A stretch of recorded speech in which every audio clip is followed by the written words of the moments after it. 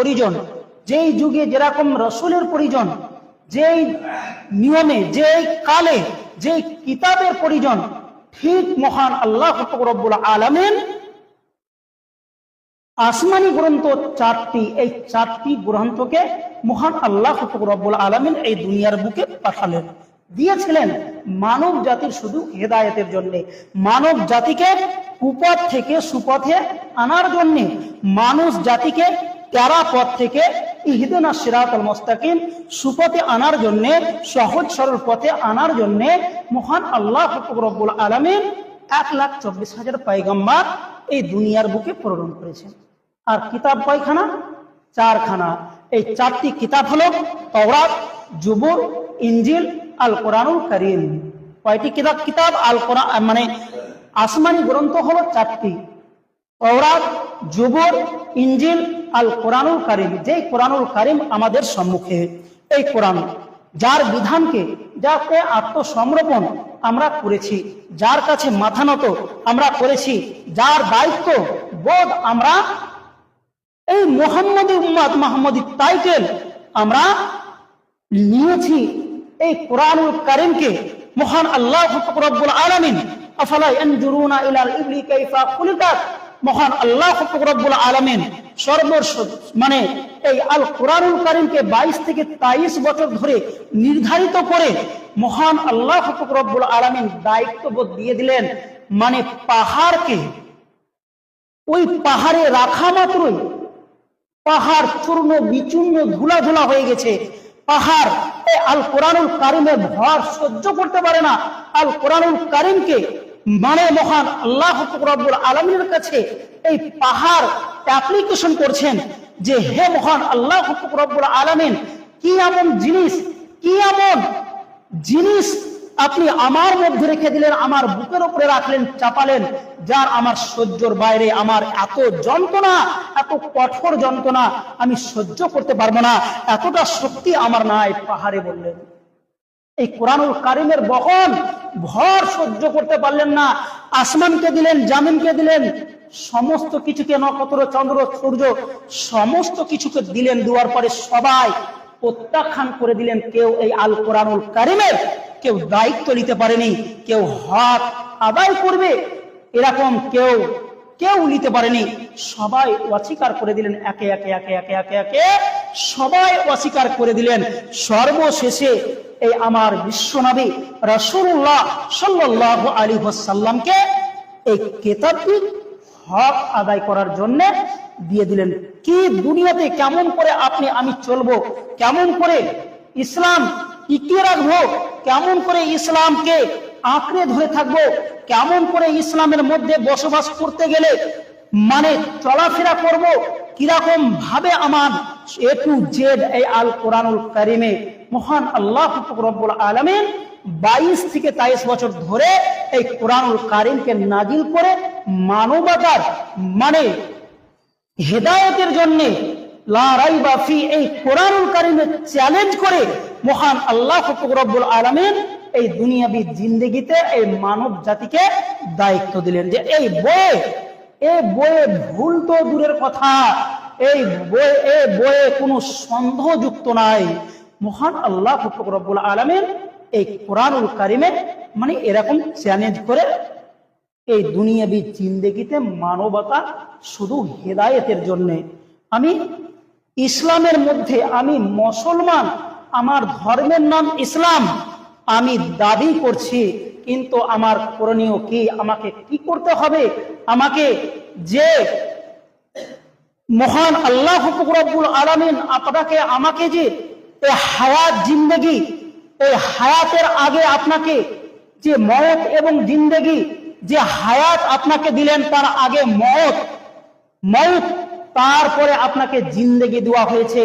কতদিন পর্যন্ত আমি এই দুনিয়াবী জিন্দেগিতে বাঁচবো, কতদিন পর্যন্ত কতটা শ্বাস প্রশ্বাস আমি নিব, কতটা খাদ্য আমার প্রয়োজন, কতটা পানির আমার প্রয়োজন, কতটা হাওয়া শ্বাস প্রশ্বাস আমি ছাড়বো এবং নিব, সমস্ত কিছু হিসাব করার পরে আপনার নির্ধারিত করে দেওয়া হয়েছে, আমার নির্ধারিত করে দেওয়া হয়েছে মওত, তারপরে আপনাকে দেওয়া হয়েছে, আমাকে দেওয়া হয়েছে জিন্দেগি।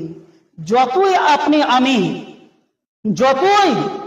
আপনি আমি এই ইসলামের বিপরীত চলি না কেন, এই কোরআনুল কারীমের বিপরীত চলি না কেন, আমার বিশ্বনবী রাসূলুল্লাহ সাল্লাল্লাহু আলাইহি ওয়াসাল্লাম যা বলেছেন তার উল্টা করি না কেন, আপনার আমার মওত কিন্তু যেখানে সেখানেই কিন্তু আপনাকে আমাকে এটকে যেতে হবে, আপনাকে আমাকে। আর সেই জায়গাতে আপনার আমার চাকা চলবে না, সেই জায়গাতে আপনার আমার আর ব্রেকে যতই আপনি পাওয়ার দিবেন আপনার ব্রেকে কাজ করবে না। মানে আপনার সেখানে আপনার মানে যেখানে নির্ধারিত করা হয়েছে ওই নির্ধারিত জায়গাতে যেদিনকে আপনি আমি এটকে যাব, যে ওই জায়গাতে যখন পৌঁছে যাব, ওই জায়গাতে যখন চলে যাব, সেদিনকে আপনি আমি যতই প্রচেষ্টা করি না কেন, যতই আপনি শরীরের সঙ্গে জিসিমের সঙ্গে লড়াই করি না কেন, সেদিনকে আপনি আমি যতই যুদ্ধ করি না কেন নিজের সাথে, সেদিনকে আপনার আমার চাক্কা চলবে না, জাম হয়ে যাবে। মানে শেষ অবস্থা আপনার যা আপনাকে দেওয়া হয়েছিল, আপনি কি করলেন না করলেন, কেমন ভাবে চললেন আর না চললেন, ইন্নাদ দীনা ইনদাল্লাহিল ইসলাম, মহান আল্লাহ রব্বুল আলামিনের কাছে মনোনীত দিন হচ্ছে ইসলাম। আল কোরআনুল কারীমের মধ্যে 22 থেকে 23 বছর ধরে এই আয়াতটি বা এই কোরআনুল কারীমকে পরিপূর্ণতা করার পরে আপনার প্রতি আমার প্রতি বিধান হিসাবে ছেড়ে দিয়েছেন। আর ওই আল কোরআনুল কারীমে মহান আল্লাহ রব্বুল আলামিন বলেছেন লা রাইবা ফি, কোনো সন্দেহ নাই। এবং ভুল তো দূরের কথা, এই আল কোরআনুল কারীমের মধ্যে কোনো ভুল নাই, ত্রুটি নাই। আর সেই আয়াতকে আমরা মানছি যে আমি বসবাস করছি, আমার ধর্মের নাম ইসলাম, আমি যাবতীয় ইসলাম দাবি করার অর্থ হচ্ছে শান্তি, আত্মসমর্পণ করা। মহান আল্লাহ রব্বুল আলামিনের যা হুকুম, ওই 22 থেকে 23 বছর ধরে যার বহন, পাহাড় পর্বত নক্ষত্র চন্দ্র সূর্য আসমান জামিন কেউ নিতে পারেনি, বহন করতে পারেনি, সহ্য করতে পারেনি। ওই কোরআনুল কারীমের বহন আমরা হক আদায় করার দায়িত্ব আপনি আমি নিয়েছি। আর আপনি আমি যদি ইন্নাদ দীনা ইনদাল্লাহিল ইসলাম, যে আল্লাহর কাছে মনোনীত দিন হচ্ছে ইসলাম, আর আমার আল্লাহর মনোনীত ধর্মের, আল্লাহর মনোনীত পছন্দের কর্ম, আল্লাহর মনোনীত পছন্দের ঈমান, আল্লাহর মনোনীত ঈমান, আল্লাহর মনের মতো ইবাদত বান্দেগি আপনি আমি করলাম না, আর আমি জানলাম ইন্নাদ দীনা ইনদাল্লাহিল ইসলাম। আল্লাহর কাছে মনোনীত দিন হচ্ছে ইসলাম, যার অর্থ হচ্ছে শান্তি, আত্মসমর্পণ করা, শান্তি। এই কারণে শান্তি বলা হয়েছে। আমার বিশ্বনবী রাসূলুল্লাহ সাল্লাল্লাহু আলাইহি ওয়াসাল্লাম যে একটা মুসলমান আর একটা মুসলমানকে ভাই ভাই বলা হয়েছে, যে আয়নার স্বরূপ, এমন ভাবে চলাফেরা করতে হবে, এমন ভাবে কথা বলতে হবে, এমন ভাবে যে এই জুবানকে আপনাকে হিফাজত করতে বলেছে, সব সময় আল্লাহর কাছে পানা চাইতে বলেছে, যে আমি কাকে কি বলতে গিয়ে অশ্লীল ভাষা যেন আমার এই জুবানের মাধ্যমে উল্টা পাল্টা ভাষণ, উল্টা পাল্টা কথা যেন আমার বের হয়ে না যায়।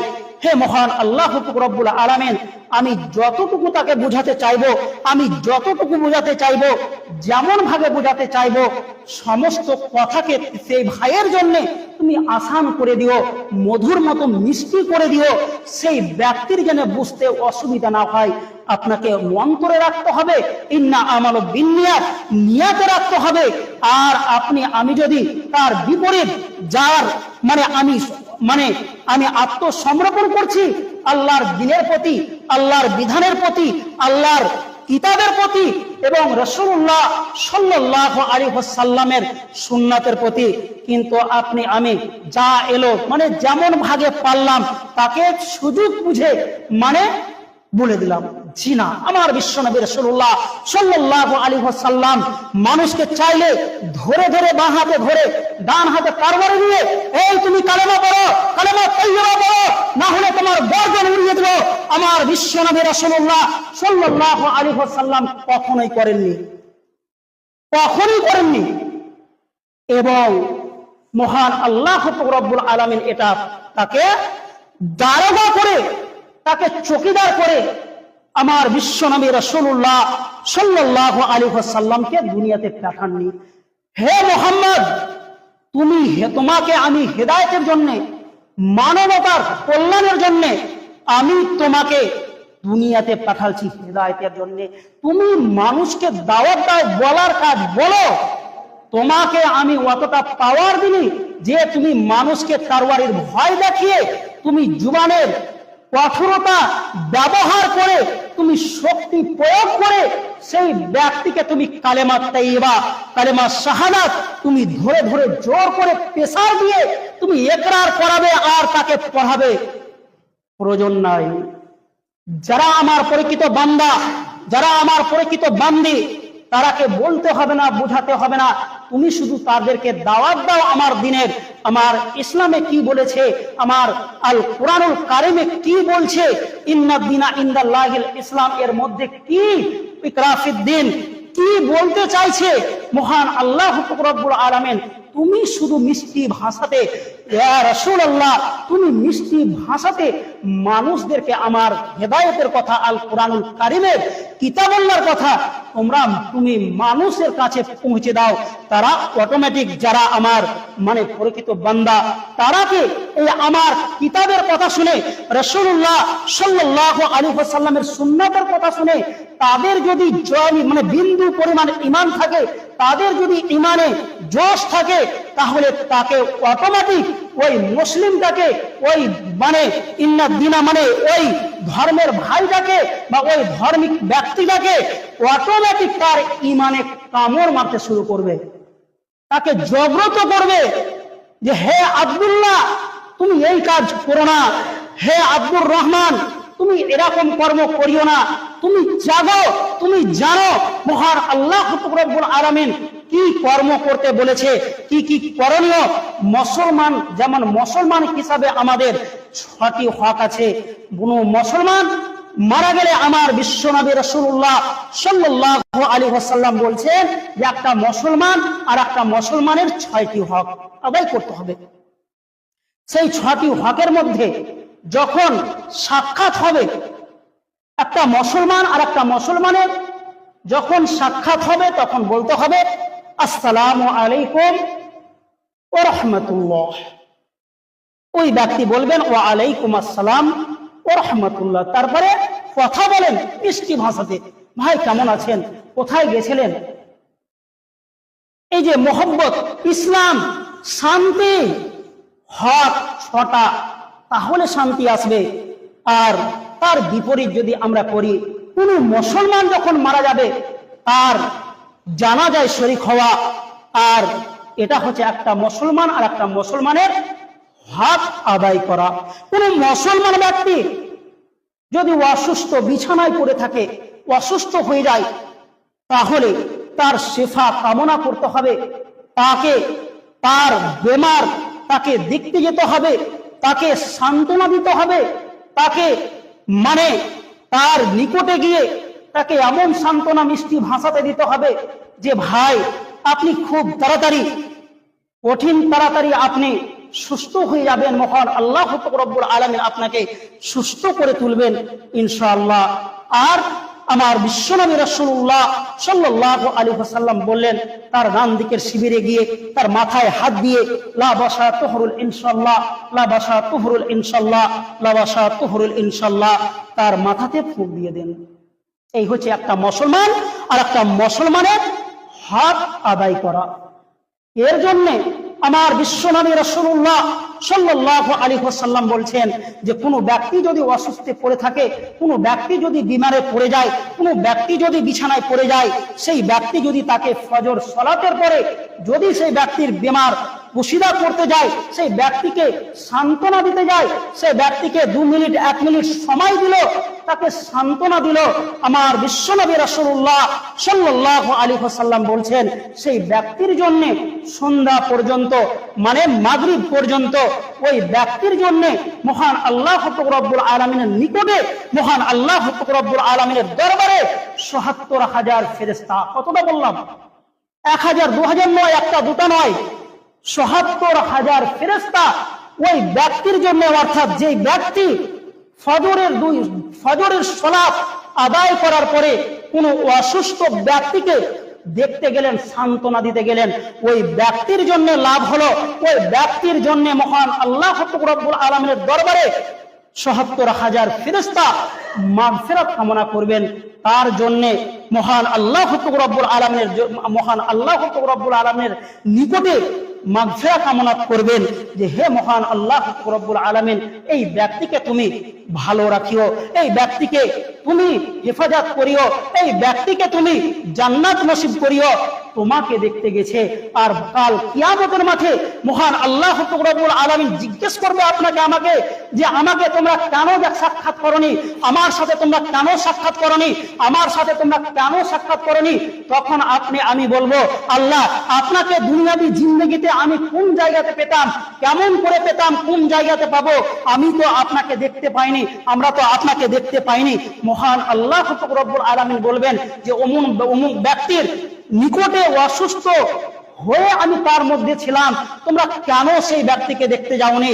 যদি সেই ব্যক্তিকে তোমরা দেখতে যেতে, যদি সেই ব্যক্তিকে তোমরা সান্ত্বনা দিতে, যদি সেই ব্যক্তিকে তোমরা সান্ত্বনা দিতে, যদি সেই ব্যক্তিকে একটু শুধু হুক দিতে, তাহলে আমার সাথে তোমাদের সাক্ষাৎ হতো, আমার সাথে সাক্ষাৎ করা হতো। আমি ওই ব্যক্তির নিকটে ছিলাম আর অসুস্থ হয়ে সেই ব্যক্তির কাছে ছিলাম, তোমরা কেন সেই ব্যক্তির হক আদায় করনি? আমরা মহান আল্লাহ রব্বুল আলামিনের কাছে আশা রেখে যে আজকের পর যে মুসলমান আর একটা মুসলমানের প্রতি যে এই হকগুলো রয়েছে, এইগুলো সামান্যতম কোনো কষ্ট নাই, আপনার অনেক ফজিলত, আপনার অনেক নেকি আছে। এইগুলোর নিয়ামত, এইগুলোর মূল্য, এইগুলোর দাম আমরা এখন বুঝতে পারবো না, কখন বুঝতে পারবো? যেমন আপনি আমি মহান আল্লাহ রব্বুল আলামিন যে 5 ওয়াক্তের সালাত কন্টিনিউ আপনার আমার প্রতি অনিবার্য ফরজ, এতে কোনো আপনার আমার কোনো অফার নাই, বিপরীত শব্দ নাই। তো আপনাকে আমাকে কন্টিনিউ 5 ওয়াক্তের সালাত আদায় করতে হবে। মহান আল্লাহ রব্বুল আলামিনের এটা হচ্ছে বিধান, আল কোরআনুল কারীম। যে কোরআনুল কারীম মহান আল্লাহ রব্বুল আলামিন চ্যালেঞ্জ করেছেন, লা রাইবা ফিহি, কোনো সন্দেহ নাই। তাহলে আমরা দেখেন যে কোরআনুল কারীমকে আমরা স্বীকার করছি, যে আল কোরআনুল কারীমকে আমরা স্বীকার করেছি, মাথা পেতে নিয়েছি, তাহলে এখানে আমাদের কতটুকু আমরা আল্লাহর হক, আল্লাহর আত্মসমর্পণের মধ্যে আমরা দায়িত্বশীল হয়ে আমরা কতটুকু কয়জন আমরা আল্লাহর এই হক আমরা আদায় করি। এক নম্বর যেটা, যে এই সালাতটাই আমরা সঠিক হিসাবে 5 ওয়াক্তের সালাত আমরা আদায় করতে পারি না। মহান আল্লাহ রব্বুল আলামিন আমাদেরকে 5 ওয়াক্তের সালাত আদায় করার তৌফিক দান করেন, আমিন। মহান আল্লাহ রব্বুল আলামিনের কাছে আমার এটাই আশা যে হে মহান আল্লাহ রব্বুল আলামিন, একটা মুসলমান আর একটা মুসলমানের প্রতি কথাবার্তা ছাটা হক যেন তারা পালন করতে পারে, সেই তৌফিক তুমি এদেরকে দাও।